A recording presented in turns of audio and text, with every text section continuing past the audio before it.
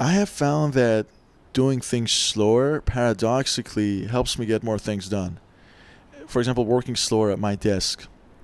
And I learned this not long ago while I was preparing for a big exam, which was the culmination of almost a decade of schooling, during the last year of which students put in up to 60, 70, 80 hours of studying per week. It's very much the type of marathon where higher volume equals better outcomes. So you're always tracking how much you've got done and always aiming to get things done quickly.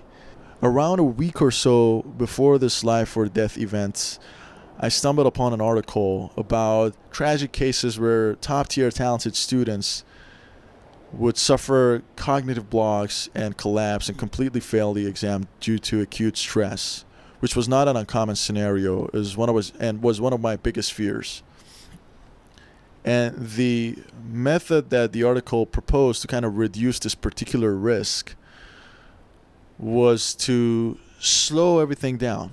Even though this contradicted all the high pressure, fast paced ethos, I decided to give in for some reason. So for an entire week, every movement was deliberate. I drank water slowly, I ate my meals at a measured pace, I walked slowly, I even practiced tests at a reduced pace. And surprisingly, I was very calm, even though my output was less. And even during the exam, it felt like the clock had now slowed down for me.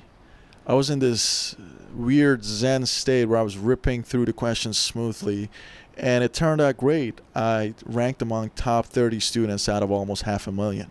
The magnitude of the impact, though, was shocking to me, which is why I still remember it all these years later.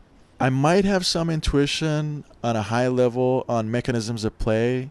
We learned in junior high that the same way our brain and our thoughts can influence our body and lead to action, our body and movements can also shape and form our thoughts and the state of our mind.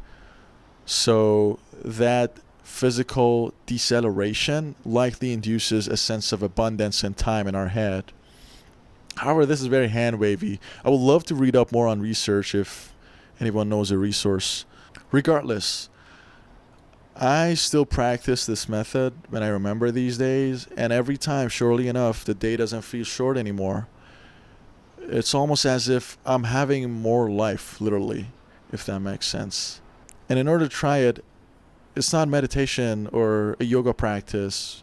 You don't have to sit still. It's just doing things 10% slower throughout the day. Not talking about comical slow motion, just slightly slower. That shift in tempo could have quite profound effects.